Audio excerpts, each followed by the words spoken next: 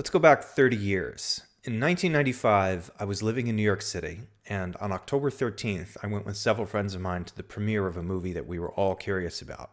And I suspected I was going to enjoy it at the very least. I had no idea that it was going to become one of my favorite movies of all time. I also had no idea how much of an influence it would come to exert on my own creative work for a very long time to come, and it's an influence that I'm still trying to live down and work through. And the movie in question is Strange Days. It's written by James Cameron and Jay Cox, and it was directed by Kathryn Bigelow, although most people nominally think of it as a James Cameron movie. Now, it was a box office failure when it came out. The theater I was in when I saw it was packed, but I suspect that audience and audiences generally were not ready for what this movie had to offer, at least not in 1995. But since then, it's built a cult following. And given that this is the 30th anniversary of the movie's release this year, I'm hoping that means some kind of reissue and special edition is in the pipe. So I want to talk first about the movie itself, and then I want to talk about its influences on me creatively.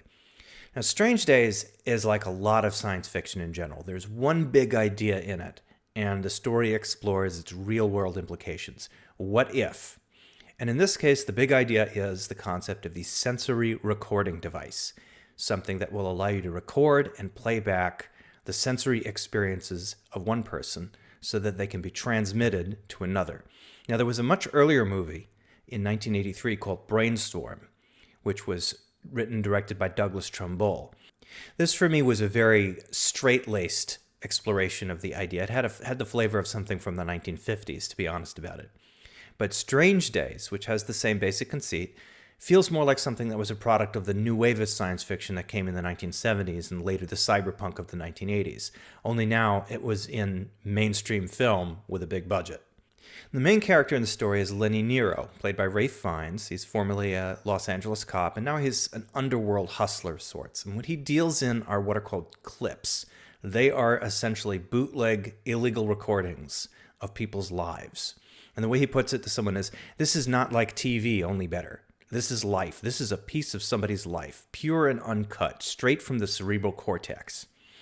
And because the technology in question was originally developed for government use, basically as a substitute for the body wire, it leaked out, and the street has its own uses for things, as I think William Gibson was apt to say. And so it's become something of an underground digital drug. People get addicted to playing back and recording stuff. And Lenny himself is no different. He's a dealer, and he's starting to get high on his own supply. His thing is that he's pining for his former girlfriend, Faith, who is now in the hands of this Svengali-like music producer named Philo Gant. And so, after a hard night of hustling, Lenny goes home and obsessively plays the clips that he recorded when he was still with Faith to try and recreate what they once had together. One of his other contacts in the underworld, Lornette Mason, a.k.a. Mace, a limo driver, he has something like an on-again, off-again relationship with her, but it's clear that she doesn't really want Lenny in her life as long as he's still a wirehead. And then one night, Lenny gets a recording that appears to be a POV murder of Iris, a prostitute that he knew from the underworld scene. And this gets tied into a much larger plot involving the murder of a charismatic rap musician, and before long, everyone on the screen is way in over their heads. And more than that, I don't want to spoil. What I do want to say is that what we have here is essentially a cyberpunk update of a fairly standard set of noir thriller concepts. What makes it interesting is that they go past just the tech being a fancier version of the body wire in the story. The story is really about things like voyeurism and addiction and pining for things that you can't have. It's about how all the possibilities that technology will enable with one hand, like being able to live somebody else's life vicariously, it will take away with the other, like having an actual life of your own, and how that costs you when you fail to participate with the life that you really do have. And it's also about how technology alone doesn't facilitate positive social change. If anything, all it does by default is accelerate everything that's already there, and not necessarily for the better. Now, the movie is not exclusively down on the technology. It does have hints in it about how this can be used in positive and constructive social ways. There's a scene, for instance, where Lenny goes to a nightclub where he knows a friend of his runs the DJ booth, and he gives him a clip. And the clip consists of nothing but somebody jogging along the beach.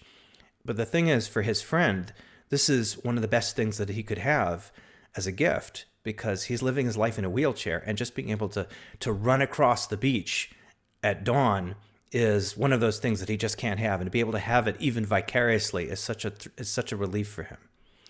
So there's a bunch of reasons why this movie had such a big impact on me. And first of all, just as a movie, just as entertainment, it's terrific. It's incredibly well directed. It's just a really well-made thriller with SF overtones, but the SF takes a life of its own. But at its core, as a movie, as a story, it's incredibly absorbing. And again, the direction is top-notch. The first scene in the film is a first-person point of view clip of somebody committing a robbery and then having it go horribly wrong. This is how we learn by degrees the way this stuff works and how it's being used in universe as a form of entertainment or perhaps drug. But the other thing that I really like about the film is how it's more than just an action movie with some science fiction stapled on top of it, which is the way a lot of so-called science fiction movies tend to be these days. It actually thinks about the implications of its ideas. It makes those into the substance of the story. And for me, that's a big thing. If you just have something where the SF is a mix-in, where it's just another ingredient, where it's not really thought about, that's interesting, but it's kind of forgettable. But this makes it part of the story. The story grows organically out of the presence of these elements. So when I watched it, I saw that we had here a very high bar example for how to integrate these two elements. The action thriller component on the one hand, and the high concept science fiction component without compromising either side of those things. But I knew that if I was going to do justice to such a high bar with my own work, I had to do it on my own terms. So for a long time, while this movie was a tremendous influence, I also struggled with it because I didn't want to just copy it. I didn't want to just write something that would be immediately attributable to Strange Days as an influence. Now, the one book of mine where I will freely acknowledge the influence is most obvious. It's a book I've talked about on this channel in previous influence videos before, called Always Outnumbered, Never Outgunned. And there is a roughly similar flavor to it in some ways. There's the underworld as the arena in which our future is going to be test-driven. But it doesn't entertain anything like the same kind of concept. Its central concept is that you have people who can see just enough of the future when they're in danger to get out of danger. And for each one of them, danger means something different. And out of this ability, out of this pool of people who have this ability, is born a kind of a crime family. And then there's a struggle for the succession of who will continue to run the family in the future. And that's something that they have trouble seeing the future of. So there are also some notes in the story. Again, this relates back to Strange Days, about the technological augmentation of the self. And instead of having playing back and recording sensory experience as the augmentation question, in my story there is an attempt to technologically augment this ability to see parts of the future, and how that augmentation becomes its own risk factor. Now, I don't like being in the shadow of the things I love. And for a long time I thought that if I got out from under their shadow, I would end up falling out of love with them. But I know that's not true anymore. It was a long time getting there, though. That was the issue. When I first started writing long-form science fiction and fantasy, I found myself oscillating wildly between two poles. One of those poles was me being determined to tell totally original stories with no connection to anything that currently existed. The problem is, I know now that's not possible. If you don't have any connection in your story to anything that people can grasp or be familiar with, what you have is a story that nobody can read, except maybe for you. And then you basically have a story with no audience. So for obvious reasons, those projects never went anywhere. The other pole that I oscillated between was material that was written in frank imitation of one of my influences. And guess what? None of that stuff has survived either. And somewhere between these two poles, there's a good balance to be found. A balance where I know what I'm drawing on, but at the same time, I understand that I'm using its inspiration as just that, as an inspiration, a starting point. And that when I really produce something of my own, it's going to be steps away from that. But taking those steps away from that doesn't mean that I'm going to fall out of love with the thing in question. In fact, this means my love for it is going to be taking on new dimensions, because I'll be able to point to it and say, hey, look how this inspired me.